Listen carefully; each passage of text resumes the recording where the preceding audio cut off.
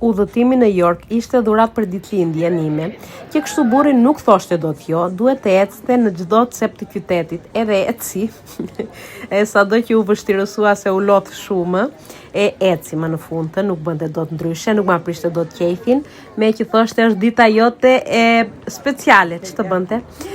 Siç mund të shikoni tani, po u tregoj të gjitha pjesët e qytetit aty, ishte vërtet një mrekulli, më pëlqeu shumë.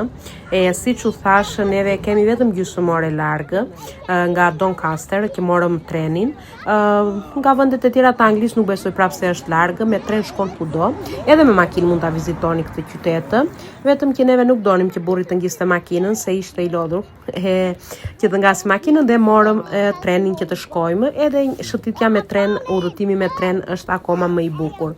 Shikoni këto pjesët e Yorkut sa të bukura që janë. Kjo ishte ura që kalonte aty në mes të qytetit, edhe shkuam dhe neve ta vizitojmë, të bëjmë edhe disa fotografi.